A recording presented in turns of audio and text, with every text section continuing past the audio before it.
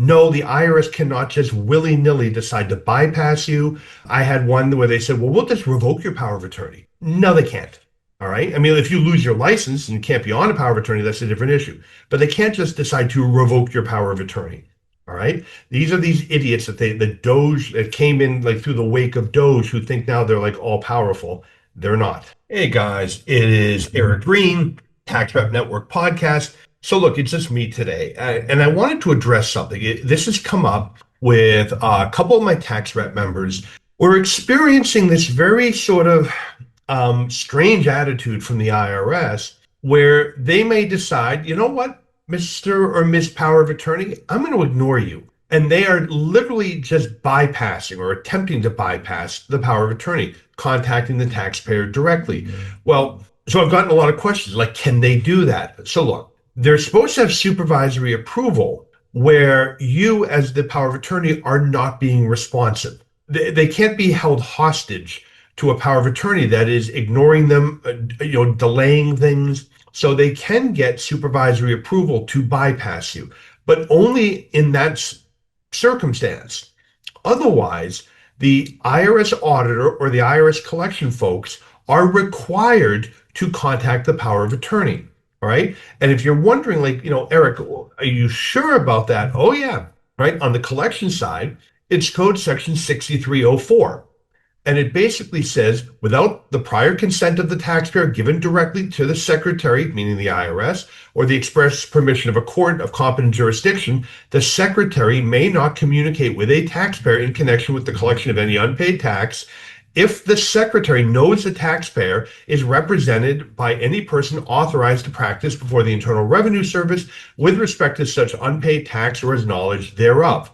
So if they know that you have a power of attorney on the collection side, the federal statute basically says the Secretary of the Treasury, IRS, and everyone under them cannot ignore a power of attorney. Now, on the audit side, in the Internal Revenue Manual, it's section 4.11.55.2. And that states that a valid power of attorney submitted by a taxpayer must be recognized unless bypass criteria have been met and implemented. It also states that taxpayers have the right to their representative being present whenever they're interviewed or asked to furnish information. Now, bypass criteria is what I talked about, where you are not responsive or you are delaying and running a delaying action on the government. So I just wanted to take this opportunity to very quickly explain why the IRS cannot just bypass you. So if you're finding that that is happening, and let's say it's an auditor, I would send, and I always do this in writing, I would send a certified letter or FedEx, depending if it's a street address, and I would fax them. You want it in the IRS system, and their e-faxes are all logged to that auditor saying, enclosed is another copy of my power of attorney, which I did give to you on such and such location, such and such date. And I just want to make it clear, you are contacting the taxpayer without contacting me first, all right, in contravention of your own Internal Revenue Manual. IRM 4.11.55.2 states that with a valid POA, you're supposed to come through me. So I'm going to ask you one more time, please do not contact the taxpayer directly. Contact me. We will get you whatever information you need. If you disagree with this, please have your supervisor contact me and explain why you believe that you don't need to deal with me. On the collection side, I would cite the same thing. The collection statement is IRM 5.1.23.6.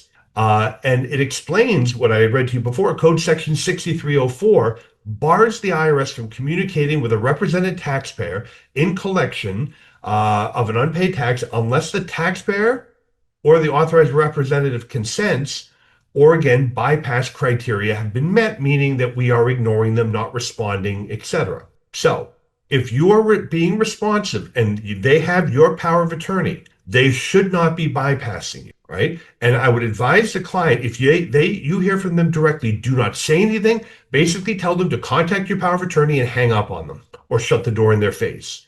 They have no right to actually bypass the power of attorney.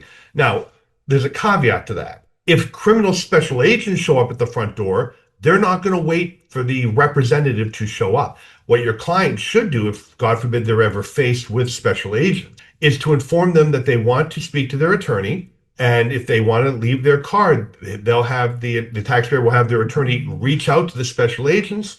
But otherwise, they have nothing to say to them. Thank you very much, and shut the door. If they have a search warrant, then you have to let them execute the search warrant. But you'll probably notice there'll be two special agents that hang around with the taxpayer. They're waiting to see if the taxpayer starts saying things that are going to get them in trouble or maybe an admission. So your client really needs to learn to shut the fuck up. Don't say anything to the special agents. And frankly, don't say anything to the revenue agent or revenue officer, because I can tell you, whatever you say, they're not going to view in a good light for you. They're going to try to twist it in a way that helps them. I had a family member actually get audited on their business. And what happened is they had a consulting business. And the last several years, they were just winding down the business. And the auditor bypassed me, went straight to them and said, why don't you have any income these 2 years? And what they said is, well, we weren't really working at it anymore. What they said is, the client has admitted it was a hobby. No, it wasn't. They had a very successful consulting business for 10 years, but they're entitled to a 2-year wind down period, by the way, if you weren't aware of that. And so I now end up in a huge fight with them and the supervisor. I basically said, you know what? Fuck you. Deny it. Just let me go to appeals already. This is a waste of time. All right. And by the way, I'm actually going to try to move for sanctions because what you're doing is intentional. You're liars. Screw you. Now, that's actually not a good approach. And I can't have them quote unquote sanctioned, but I got really heated. Not a good thing to do. In fact, frankly, don't do what I did. But in my telling them, screw you, let me go to appeals, they rethought their position and we ended up settling it. Okay. So one, the lesson is don't do what Eric did and don't lose your cool. But number two, don't feel, that they can just bully you. There is a federal statute. There are also Internal Revenue Manual, which is their handbook provisions. Now, again, if they meet bypass criteria where they've been reaching out to you, faxing you, contacting you, and you are not responsive, then at some point they're gonna bypass you. They need to have supervisory approval. But if you are responding to them, they should not be bypassing you. If you have a real problem and have to elevate it beyond the supervisor, I would go to stakeholder liaison. I would file a 911 with the taxpayer advocate, and frankly, I would contact their congressional representatives in the House of Representatives and the U.S. Senate. Just so you know, every member of Congress in both houses has somebody on staff involved that is in charge of, quote unquote, constituent services. They love to help constituents who have a problem. I would go to them, I would send letters to them, email them, and call them about what is happening to your taxpayer. And because what's going to happen is this.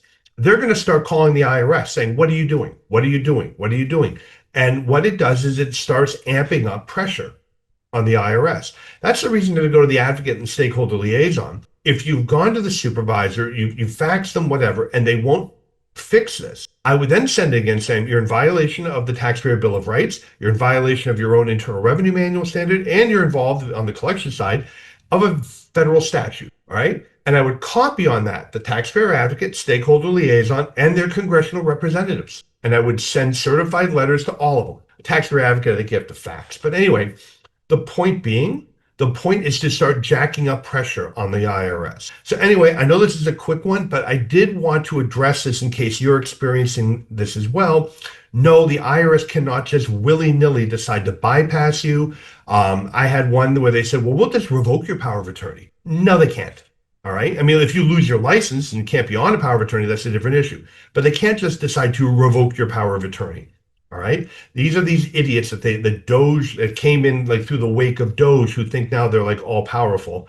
They're not. So with that, thanks for listening, guys. And I'll see you next week on the Tax Prep Network podcast. Bye-bye.